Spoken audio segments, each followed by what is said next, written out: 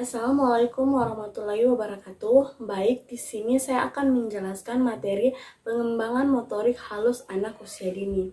Pengertian motorik halus anak usia dini berdasarkan Permendikbud nomor 137 tahun 2014 tentang Standar Nasional Pendidikan Anak Usia Dini pasal 10 ayat 1 bahwa perkembangan motorik halus mencakup kemampuan dan kelenturan menggunakan jari dan alat untuk mengeksplorasi dan mengekspresikan diri dalam berbagai bentuk. Motorik halus merupakan suatu kemampuan yang melibatkan otot kecil seperti jari jemari. Motorik halus adalah gerakan yang menggunakan otot-otot halus atau sebagian anggota tubuh tertentu yang dipengaruhi oleh kesempatan untuk belajar dan berlatih. Pendapat tersebut dapat dijelaskan perkembangan motorik dapat berarti perkembangan pengendalian gerakan jasmania melalui kegiatan pusat saraf, otot saraf, dan otot yang terkoordinasi. Perkembangan motorik terbagi menjadi dua, yaitu motorik halus dan motorik kasar. Motorik kasar merupakan gerakan yang terjadi karena adanya koordinasi otot-otot besar seperti berjalan, melompat, berlari, melempar, dan menaiki tangga. Motorik halus berkaitan dengan gerakan yang menggunakan otot halus seperti menganyam dengan menggunakan berbagai media. Perkembangan motorik halus merupakan salah satu faktor yang sangat penting dalam perkembangan individu secara keseluruhan. Selanjutnya, tahap perkembangan motorik halus. Kemampuan motorik halus adalah kemampuan yang berhubungan dengan keterampilan fisik yang melibatkan otot kecil dan koordinasi mata saraf. Motorik halus ini dapat dilatih dengan dikembangkan melalui kegiatan dan rangsangan yang kontribusi secara rutin, seperti bermain puzzle, menyusun balok, memasukkan benda ke dalam lubang sesuai bentuknya, membuat garis, melipat kertas, dan sebagainya. Setiap anak mampu mencapai tahap perkembangan motorik halus yang optimal asal mendapatkan stimulasi yang tepat. Di setiap fase, anak dibutuhkan rangsangan untuk mengembangkan kemampuan mental dan motorik halusnya. Semakin banyak yang dilihat dan didengar anak, semakin banyak yang ingin diketahui oleh anak. Selanjutnya, tahapan usia perkembangan motorik halus anak usia dini. Yang pertama, perkembangan motorik halus anak usia 0 sampai 2 tahun, yaitu perkembangan fisik pada bayi pada 2 tahun pertama berlangsung sangat ekstensif. Pada saat lahir, kepala bayi sangat besar dibandingkan dengan bagian tubuh yang lain. Tubuhnya bergerak terus-menerus dan seringkali susah dikendalikan. Bayi memiliki refleks yang didominasi oleh gerakan-gerakan yang selalu berkembang. Dalam waktu 12 bulan, bayi dapat duduk, berdiri, membungkuk, memanjat, dan berjalan. Kemudian di tahun kedua, pertumbuhan fisiknya melambat, akan tetapi perkembangan seperti memanjat dan berjalan justru berlangsung cepat. Selanjutnya, perkembangan fisik dan mental yang sama pentingnya. Anak memiliki perkembangan fisik yang sehat, maka akan mempengaruhi kesehatan mental atau psikologinya, seperti peribahasa mengatakan bahwa dalam tubuh yang sehat terdapat jiwa yang sehat pula. Demikian pula sebaliknya, kondisi kesehatan yang buruk pasti akan berdampak kurang baik bagi kesehatan psikologis anak. Selanjutnya, yang kedua, perkembangan motorik halus anak usia 3-4 tahun. Pada usia 3-4 tahun ini, koordinasi gerakan motorik halus anak mulai berkembang. Pada masa ini, anak lebih mampu mengkoordinasikan gerakan visual motorik, seperti mengkoordinasikan gerakan mata dengan tangan, lengan, tubuh secara bersamaan.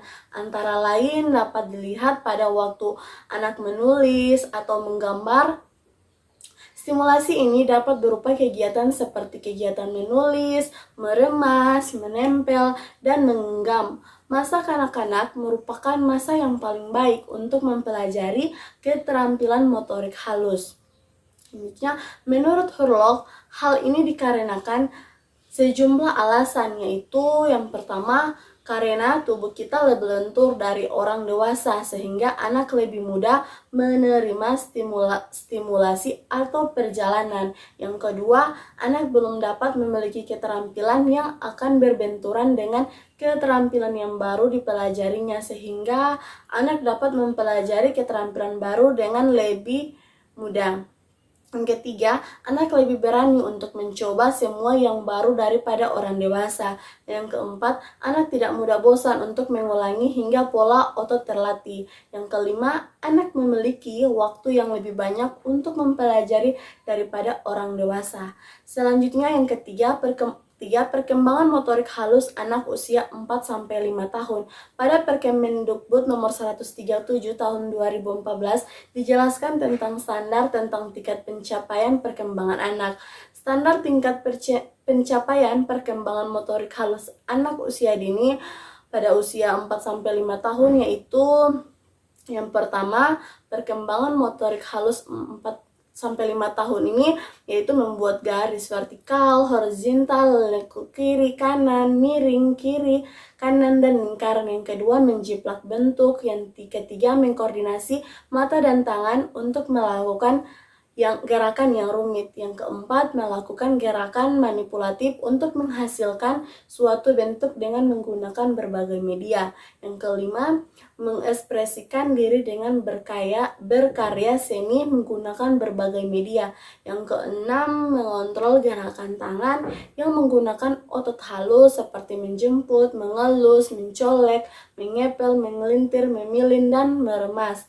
Yang keempat, perkembangan motorik halus anak usia 5-6 tahun, yaitu terdapat indikator perkembangan motorik halus anak usia 5-6 tahun yang telah diadaptasi dari Permendikbud 137 Jamaris serta Sulaiman, yaitu yang pertama, menggambar sesuai gagasannya, yang kedua, meniru bentuk, yang ketiga, melakukan eksplorasi dengan berbagai media dan kegiatan, yang keempat, menggunakan alat tulis dan alat makan dengan benar, yang kelima, menggunting sesuai dengan pola, yang keenam, menempel gambar dengan tepat, yang ketujuh, mengkreasikan diri melalui gerakan menggambar secara rinci, yang kedelapan, melipat kertas menjadi bentuk yang bermakna. Selanjutnya, faktor yang mempengaruhi peningkatan motorik halus anak usia dini.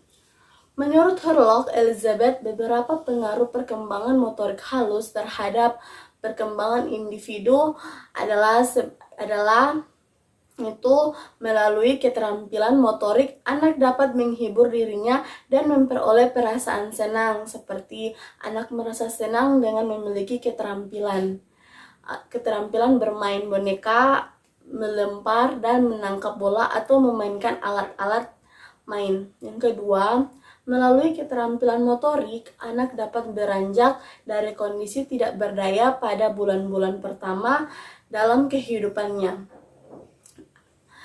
Koordinasi dapat berbuat sendiri untuk dirinya.